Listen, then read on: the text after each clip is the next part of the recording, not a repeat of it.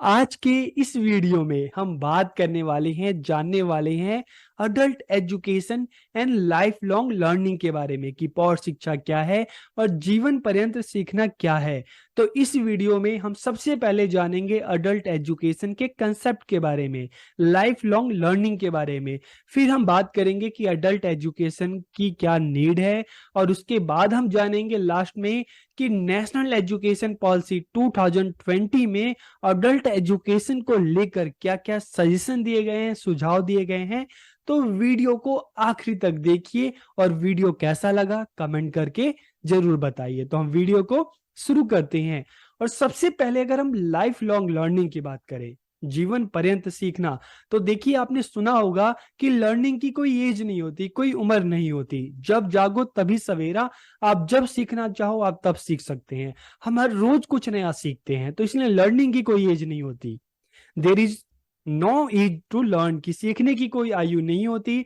Learning is a life long process, की सीखना एक जीवन पर्यंत चलने वाली प्रक्रिया है। हम हर रोज, हर घंटे, हर पल हम कुछ ना कुछ नया सीखते हैं। If a person wants, he she can learn at any as, कि अगर आप सीखना चाहते हो तो आप किसी भी उम्र में आप सीख सकते हो, जान सकते हो।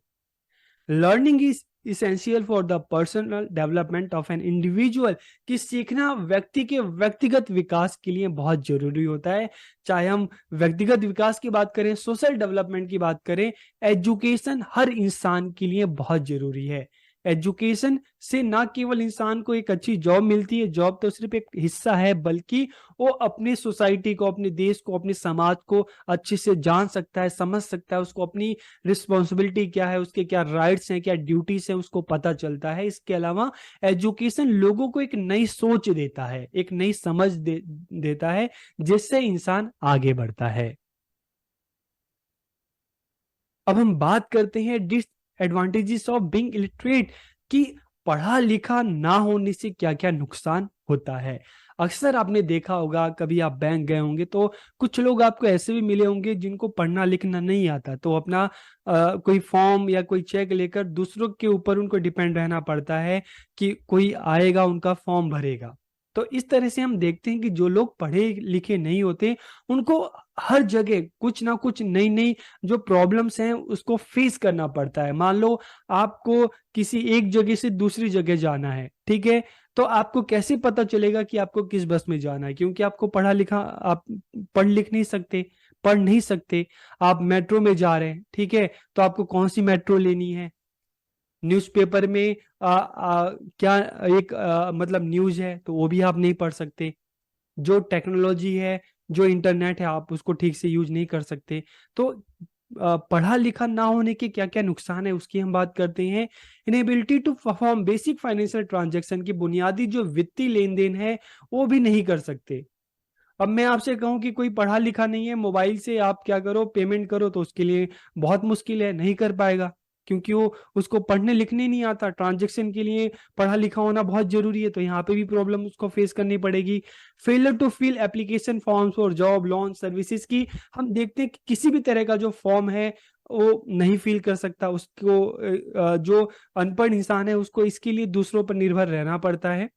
Inability to understand articles in news media and newspaper, जो न्यूज़पेपर्स आते हैं उसको पढ़ नहीं सकता, ठीक है। इसके अलावा आप न्यूज चैनल्स पे देखें तो अक्सर जो अपडेट आती रहती है, न्यूज अपडेट आती रहती है, जो भी रिटर्न जो कंटेंट होता है उसको भी नहीं पढ़ सकते। Inability to use internet and other technology, के इंटरनेट और अन्य प्रौद्योगिकी है उसका और ठीक से उपयोग नहीं कर पाना, ये भी एक बहुत बड़ी प्रॉब्लम है। कोई इंसान पढ़ा लिखा ना हो, उससे आप कहो कि यार स्मार्टफोन यूज करो, मोबाइल यूज करो, लैपटॉप यूज करो, तो उसके लिए वो बहुत ज़्यादा एक तरह से हम कह सकते हैं कि प्रॉब्लमेटिक हो जाता है।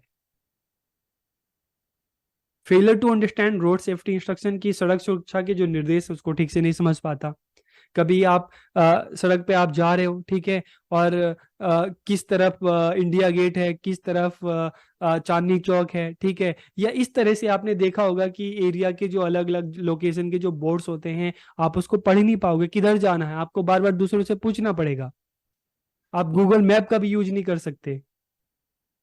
Not being able to help children in their education, आप अपने बच्चों की एजुकेशन में भी उनकी हेल्प नहीं कर सकते।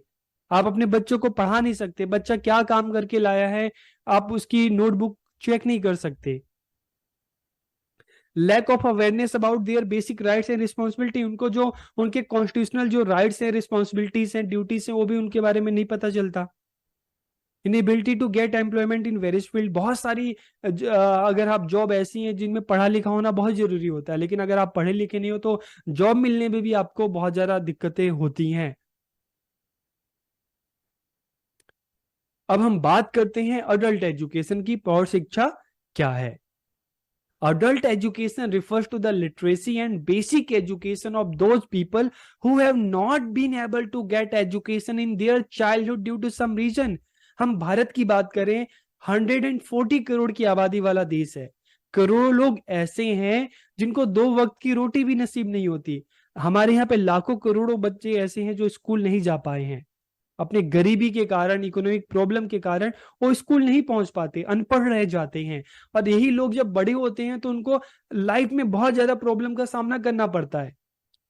तो इसलिए अगर हम बात करें कि बहुत ऐसे रीजन है कि जब कोई बच्चा है, कोई इंसान है, अपने बचपन में जब एजुकेशन नहीं ले पाता है और एक एज के बाद, मान लो 15 साल के बाद, 20 साल के बाद, 30 साल के बाद, ठीक है, अगर ऐसे लोगों की एजुकेशन की व्यवस्था की जाए तो ऐसे लोगों की एजुकेशन को हम क्या कहते हैं? अडल्ट एजुकेशन, वयस्क शिक्षा, प्रौढ़ शिक्षा। तो मतलब अडल्ट एजुकेशन का क्या है कि जो ऐसे लोग हैं जो बचपन में शिक्षा प्राप्त नहीं कर पाए हैं, ऐसे लोगों की शिक्षा की व्यवस्था करना एक एज के बाद, तो उसे हम क्या कहते हैं? अडल्ट एजुकेशन या प्रौढ़ शिक्षा। That is they have crossed the age of formal education, की जो फॉर्मल एजुकेशन की, जो स्कूल एजुकेशन की जो एज होती है उनकी निकल चुकी है, ठीक है, वो एज जा चुकी है। अब मान लो कोई 30 साल का है, अगर उसका पढ़ने का मन करे तो क्या उसको दूसरी क्लास, तीसरी क्लास, चौथी क्लास, फोर्थ, फिफ्थ, सिक्स्थ में एडमिशन डालेंगे तो क्या वो पढ़ पाएगा छोटे बच्चों के साथ? तो इसके लिए, उसके लिए अलग से शिक्षा की व्यवस्था करनी होगी। तो यही जो अलग से शिक्षा की व्यवस्था की हम बात करें, इसी को हम क्या कह रहे हैं? Adult education. but they do feel the need for knowledge of literacy, basic education, skill development की एक केस के बाद वो महसूस करता है यार नहीं, हमें आगे बढ़ना है, अपने काम को और अच्छे से करना है। मान लो कोई किसान है, उसको अपनी किसानी और बढ़िया तरीके से करनी है, ठीक है, तो उसको जो एक एग्रीकल्चर की बेसिक एजुकेशन उसको पता होना बहुत जरूरी होता है, पढ़ा लिखा होना, ताकि कौन से बीज इस्तेमाल करने हैं, ठीक है, उसको पता चले। इसके अलावा अपने खेती को और अच्छे से कैसे इस्तेमाल कर सकता है। तो इस तरह से जो बेसिक लिटरेसी है, मतलब पढ़ना लिखना, इसके अलावा वोकेशनल एजुकेशन के फील्ड से रिलेटेड, इस सारी की सारी इसकी व्यवस्था अडल्ट एजुकेशन जो प्रोग्राम है इसमें की जाती है। तो एक ही इसके बाद जब इंसान को लगता है कि यार बचपन में तो पढ़े लिखे नहीं, लेकिन पढ़ना लिखना जरूरी है, क्या हम अब भी पढ़ सकते हैं? तो ऐसे लोगों के लिए अडल्ट एजुकेशन की व्यवस्था की जाती है।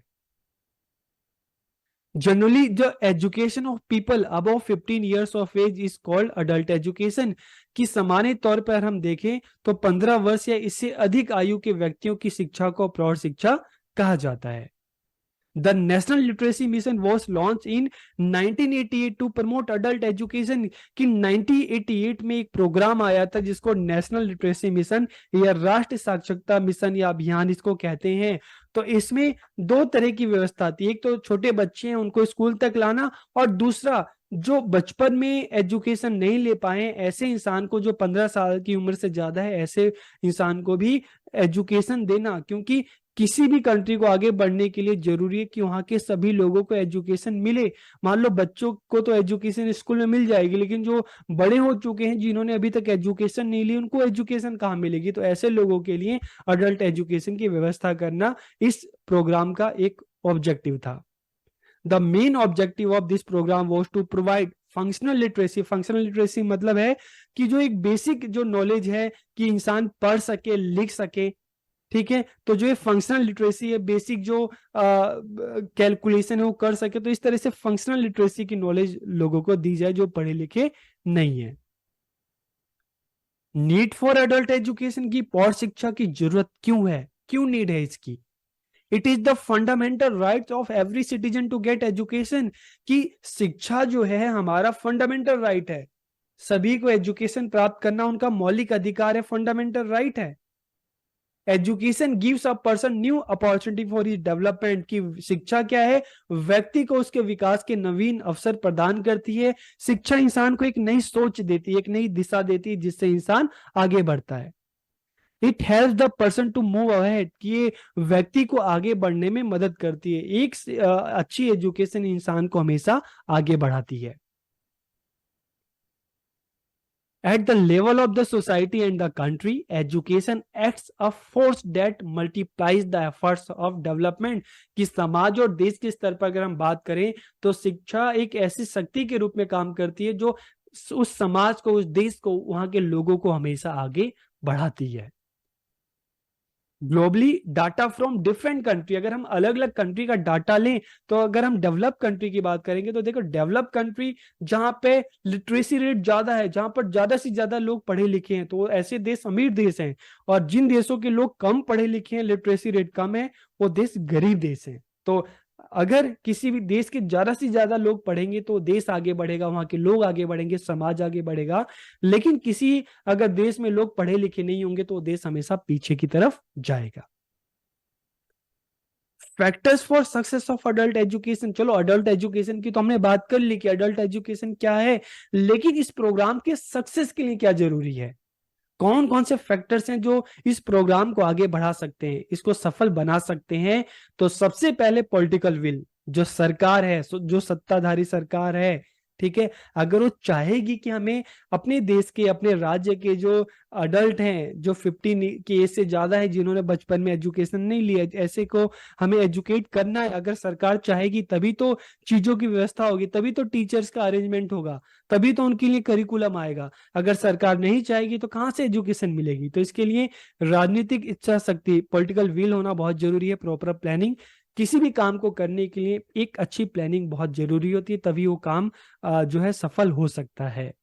एडिक्वेट फाइनेंशियल सपोर्ट, बिना पैसे के तो कुछ हो ही नहीं सकता। आपको एक गिलास पानी चाहिए, उसके लिए भी आपको पैसा देना है। तो इन चीजों के लिए, इन प्रोग्राम के लिए, क्योंकि करिकुलम डेवलप करना है, जो इंफ्रास्ट्रक्चर है वो भी उसकी व्यवस्था करनी है, टीचर अरेंज करने हैं, तो इन चीजों के लिए पैसा तो लगता ही लगता है। वॉलंटरी पार्टिसिपेशन, चलो मान लो आपने अडल्ट एजुकेशन सेंटर भी ओपन कर दिया, टीचर्स भी अपॉइंट कर दिए, करिकुलम भी बना लिया, लेकिन वहां पे लोग तो आए सीखने के लिए, तो वॉलंटरी पार्टिसिपेशन, लोगों का पार्टिसिपेशन भी तो बहुत जरूरी है। और इसके अलावा कॉम्पिटिटिव पार्टिसिपेशन, कि मान लो अडल्ट एजुकेशन सेंटर है, वहां पे वयस्क अडल्ट एजुकेशन के लिए आ रहे हैं, तो उस सोसाइटी में रहने वाले जो एक सफल किसान है, एक सफल बिजनेसमैन है, ठीक है, जो पुलिस ऑफिसर है, अलग अलग फील्ड के जो एक्सपर्ट हैं, उनको भी बुलाया जाए, ताकि वो भी आकर अपनी जो एक्सपीरियंस है, अपने नॉलेज है, इन लोगों के साथ शेयर करें, इनको मोटिवेट करें। ठीक है, तो कॉम्पिटिटिव पार्टिसिपेशन भी बहुत जरूरी है। इसका एक जो रूप है वो एनजीओस भी हो सकता है। बहुत सारे एनजीओस आपने देखा होगा जो अडल्ट एजुकेशन पर, चाइल्ड एजुकेशन पे, वुमेन एजुकेशन पे काम करते हैं। तो ये क्या है, कॉम्पिटिटिव पार्टिसिपेशन। अब हम बात करते हैं provisions for adult education in NEP 2020, की राष्ट्रीय शिक्षा नीति, नेशनल एजुकेशन पॉलिसी 2020 में अडल्ट एजुकेशन को लेकर क्या क्या सजेशन दिए गए हैं, सुझाव दिए गए हैं, किन किन प्रोविजंस पर बात की गई है। तो हम एक एक पॉइंट्स को जानते हैं, उस पर बात करते हैं। तो सबसे पहले developing adult education curriculum framework, की पौर शिक्षा पाठचर्या ढांचा विकसित करना। तो अडल्ट को एजुकेशन तभी दोगे ना जब उसका करिकुलम होगा, करिकुलम फ्रेमवर्क होगा, कि उनको सिखाना क्या है, बताना क्या है। तो सबसे पहले क्या करना है, developing adult education curriculum framework, की पौर शिक्षण पाठचर्या ढांचा जो है विकसित करना है। चलो आपने करिकुलम डेवलप कर लिया, तो एजुकेशन को कहाँ देंगे, एंश्योरिंग एप्रोप्रिएट इंफ्रास्ट्रक्चर, की जो बुनियादी ढांचा है, इंफ्रास्ट्रक्चर है, जो सेंटर्स जो हैं, उसको, उसकी भी तो व्यवस्था करना बहुत जरूरी है। उसके बाद चलो करिकुलम भी बन गया, इंफ्रास्ट्रक्चर भी हो गया, बिल्डिंग्स बन गई, सेंटर आपने ओपन कर लिया, ठीक है, उसकी व्यवस्था कर ली, तो उनको सिखाने के लिए टीचर्स भी होना बहुत जरूरी है। ठीक है, तो recruitment, training of teachers, educators, motivator, की जो शिक्षक है, प्रशिक्षक है, प्रेरक जो है, उनकी नियुक्ति करना या उनको प्रशिक्षण देना, उनको ट्रेनिंग देना। इसके अलावा एनकरेजिंग कॉम्पिटिटिव पार्टिसिपेशन, चलो मान लो हम देखते हैं करिकुलम भी बन गया, बिल्डिंग भी हो गई है, टीचर्स को अपॉइंट भी कर लिया है, तो टीचर सिखाएंगे किसको, तो जो अडल्ट हैं, जो पौड हैं, उनका भी तो पार्टिसिपेशन होना बहुत जरूरी है, उनको भी तो उस सेंटर तक लाना बहुत जरूरी है। तो एनकरेजिंग कम्युनिटी पार्टिसिपेशन के लोगों को उस सेंटर तक, उस बिल्डिंग तक, जो पौध शिक्षा केंद्र जो है, जो अडल्ट एजुकेशन सेंटर है, वहां पे उनका पार्टिसिपेशन होना बहुत जरूरी है। इसके अलावा improving the availability of books, की पुस्तकों की उपलब्धता को बेहतर बनाना ताकि ज्यादा से ज्यादा लोगों तक बुक्स पहुंच सके। यूज ऑफ टेक्नोलॉजी, प्रौद्योगिकी का प्रयोग। तो ये 6 पॉइंट है। अब हम एक एक करके इन पॉइंट्स पर बात करते हैं। सबसे पहले अगर हम बात करें developing adult education curriculum framework, so यहाँ पर 5 टाइप्स की बात की गई कि कम से कम जो अडल्ट एजुकेशन का जो करिकुलम फ्रेमवर्क है उनमें 5 चीजें जो है वो प्रोग्राम है उसको शामिल किया जाए। कौन कौन सा? बुनियादी साक्षरता और संख्या ज्ञान, बेसिक लिटरेसी एंड न्यूमरेसी, कि बेसिक लिटरेसी की बच्चों जो भी अडल्ट है उनको पढ़ना आ जाए, उनको लिखना आ जाए, बेसिक जो मैथमेटिक्स है उनको वो पता चल जाए।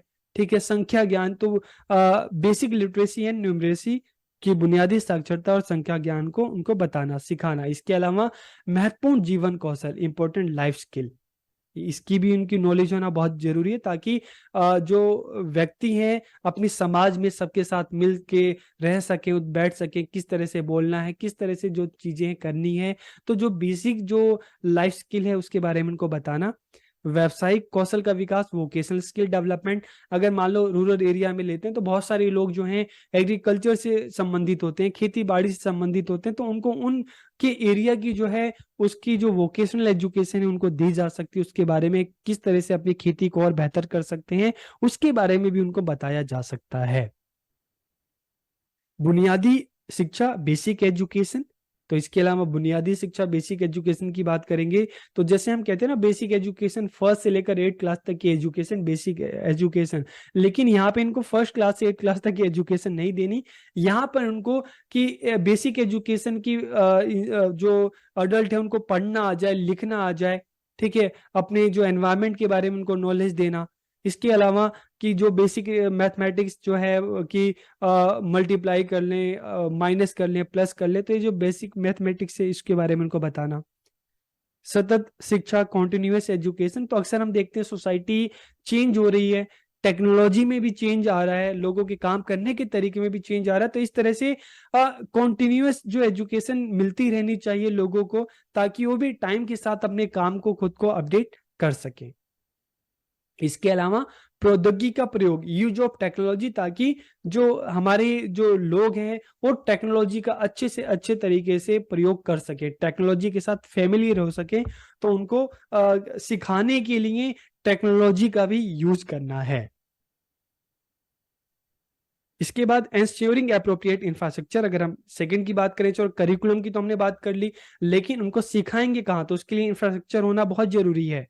सो to ensure efficient utilisation of physical and human resources for adult education, कि जो भी रिसोर्सेज हैं उसको सही से यूज करना। यहाँ पे हम बात फिजिकल रिसोर्सेज की कर रहे हैं, तो यहाँ पे बच्चों को जो अडल्ट है उनको कहाँ पे एजुकेशन देना है, ठीक है, किस जगह पे देना है, तो उसकी भी व्यवस्था करनी पड़ेगी। तो क्या कहा गया है? यूज ऑफ स्कूल प्रेमाइसिस, कि स्कूल जो है, स्कूल का जो कैंपस है वहां पे जब बच्चों की छुट्टी हो जाती है तो स्कूल के बाद का जो टाइम है वहां पर मान लो 1 घंटा 2 घंटा उस एरिया के जो अडल्ट हैं, वहां के जो वयस्क हैं, उनको एजुकेशन दिया जा सकता है, या वीकेंड में भी उनको एजुकेशन दी जा सकती है जब स्कूल बंद रहता है।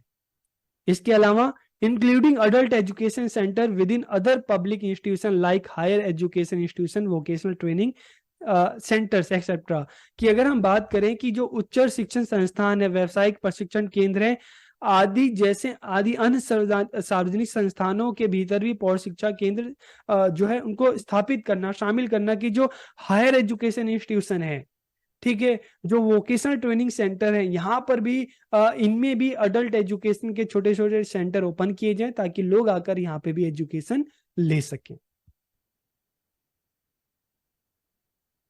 फिर हम बात करते हैं recruitment, training of teachers, trainers, motivators, कि चलो करिकुलम भी हो गया, ठीक है, इंफ्रास्ट्रक्चर की व्यवस्था कर ली, अब जो अडल्ट हैं उनको सिखाने के लिए टीचर्स भी तो चाहिए। तो यहाँ पे क्या बात की गई है कि टीचर्स को अपॉइंट करना, चाहे हम टीचर्स की बात करें, ट्रेनर्स की बात करें, मोटिवेटर्स की बात करें, इनको अपॉइंट करना, और बहुत सारे जो प्रेजेंट टीचर हैं उनको ट्रेनिंग देना कि अडल्ट को पढ़ाना कैसे है, उनको सिखाना कैसे है। To encourage higher education institution to organise short term training courses. इसके अलावा जो कॉलेजेस हैं, जो एजुकेशनल इंस्टीट्यूशंस हैं, यूनिवर्सिटीज हैं, उनको भी कहना कि भाई तुम भी आप भी जो ये अडल्ट जो हैं इनकी एजुकेशन के लिए, इनकी नीड के हिसाब से आप भी शॉर्ट टर्म कोर्सेज महीने 1 मंथ, 2 मंथ, 3 मंथ, 6 मंथ, इस तरह से शॉर्ट टर्म कोर्सेज आप चलाओ और उनको एजुकेशन करो, उनकी जो वोकेशनल स्किल है उसको डेवलप करो, उनको आगे बढ़ाओ। तो हायर एजुकेशन इंस्टीट्यूशन उनको भी ये चीजें कहा जा सकता है, उनको भी मोटिवेट किया जा सकता है। इसके अलावा to work closely with non governmental organisation and other community organisation to encourage efforts by the state towards literacy and adult education, की राज्य द्वारा साक्षरता और पौर शिक्षा की दिशा में प्रयासों को प्रोत्साहित करने के लिए जो गैर सरकारी संगठन है या अन्य सामुदायिक संगठन है, सबके साथ मिलकर काम करना।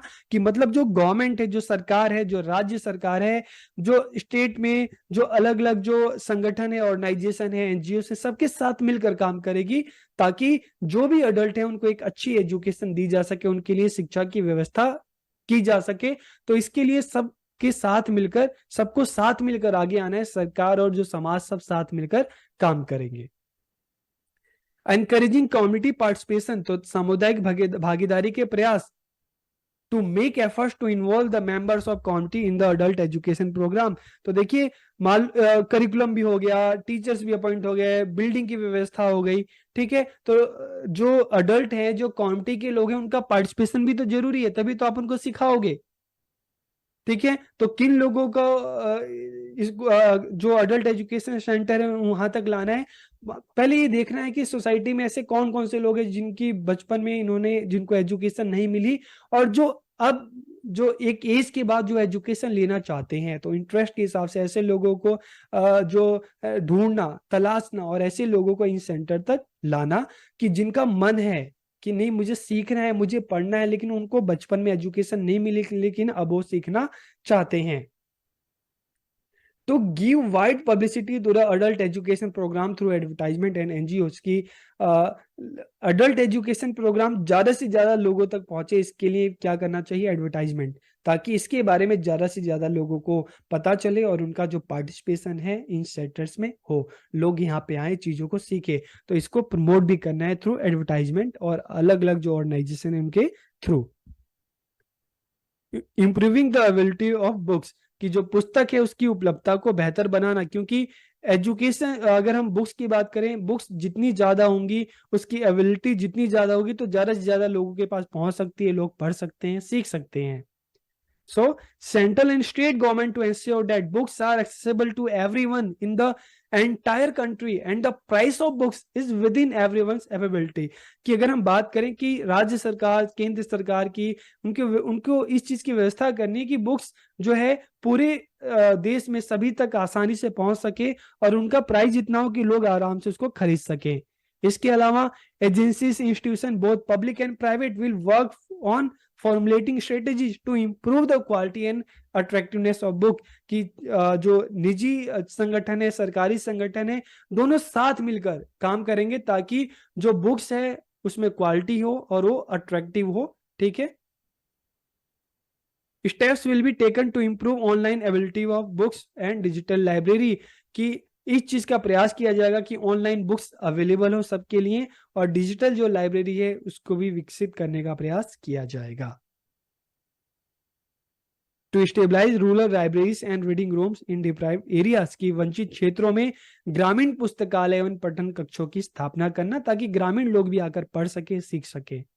To make available reading material in Indian language, की भारतीय भाषाओं में पठन सामग्री उपलब्ध कराना ताकि ज्यादा से ज्यादा लोग चीजों को पढ़ सके, जान सके, समझ सके। To open children's library and mobile library, की बाल पुस्तकालय एवं चल पुस्तकालय। चल पुस्तकालय क्या होता है कि जैसे आपने बहुत सारी जो वैन्स हैं, चलता जैसे टेम्पो टाइप में इस तरह की वैन है, तो मतलब आप कह सकते हो कि लाइब्रेरी ऑन व्हील, पहिए पे लाइब्रेरी की जगह जगह ये जो है अलग अलग रूरल एरिया में गाड़ी जाएगी, ठीक है। तो चलती लाइब्रेरी अलग अलग एरिया में जाएगी, वहाँ के लोग जो हैं, मान लो किसी एक गांव गई, वहां पे जो लाइब्रेरी है हफ्ते भर तक वहां पे रही, ठीक है, वो वैन वहां पे रही, तो लोग वहां के गांव के लोग वहां पे जाएंगे, उसको पढ़ेंगे, ठीक, वहाँ उसकी जो वहां पे जो भी बुक्स होगी, लोगों के मतलब नीड के हिसाब से वहाँ की वो उस लाइब्रेरी में बुक होनी चाहिए, तो लोग पढ़ेंगे समझेंगे, ठीक है। इसके अलावा फिर वो लाइब्रेरी जो है, चलती लाइब्रेरी जो व्हील पे है, पहिए पे, फिर आगे बढ़ जाएगी। जैसे आपने कभी देखा होगा ना कि आइसक्रीम और ये सारे जो हैं आजकल एक गाड़ी में ही पूरा एक कैबिन की तरह होता है, तो इसी तरह से जो गाड़ी है, जो ट्रक है, वहां पे इस तरह के कैबिन बनाना, एक छोटी सी लाइब्रेरी बनाना, तो इसको हम क्या कहते हैं, मोबाइल लाइब्रेरी, जो एक जगह से दूसरी जगह आराम से चल कर जो जा सकती है। To stabilise social books clubs all over India and other subject, कि पूरे भारत और विषयों पर सामाजिक पुस्तक जो क्लब है उसकी स्थापना करना। इस तरह के छोटे छोटे क्लब बनाए जाएं, लोग उनके मेंबर्स बने, ठीक है। तो नई नई जो बुक्स हैं, अच्छी अच्छी बुक्स हैं जो इन क्लब्स के थ्रू लोगों तक पहुंचेंगी, लोग सीखेंगे जानेंगे। और इसके अलावा लास्ट में बात करें यूज ऑफ टेक्नोलॉजी, प्रौद्योगिकी का प्रयोग, तो quality technology medium for adult education, life apps हो गई, ऑनलाइन क्लासेस हो गई, satellite based TV channels, online books, ICT equipped libraries, adult education centres, इस तरह की सारी चीजें जो हैं डेवलप की जाए। इसके अलावा quality adult education can be conducted online और इन अ ब्लेंडेड मोड, की गुणवत्तापूर्ण पौध शिक्षा का संचालन ऑनलाइन या मिश्रित मोड में किया जा सकता है। तो आज के इस वीडियो में हमने जाना कि अडल्ट एजुकेशन क्या है, इसकी क्या नीड है, और एनईपी 2020 में अडल्ट एजुकेशन को आगे बढ़ाने के लिए क्या क्या सजेशन दिए गए हैं, कि किस तरह से इनके लिए करिकुलम को डेवलप किया जाए, कहाँ पर जो अडल्ट एजुकेशन जो है किस तरह से इंफ्रास्ट्रक्चर डेवलप किया जाए, कहाँ पे इनको एजुकेशन दी जाए, टीचर्स की रिक्रूटमेंट की बात करें, चाहे हम ट्रेनिंग की बात करें, ठीक है, चाहे हम लाइब्रेरी की बात करें, चाहे हम टेक्नोलॉजी की बात करें, तो इस सारी की सारी बातें की गई है ताकि जो जो अडल्ट है उनको भी एजुकेशन मिल सके। तो आपको ये वीडियो कैसा लगा कमेंट करके जरूर बताइए। आप सबका बहुत बहुत धन्यवाद।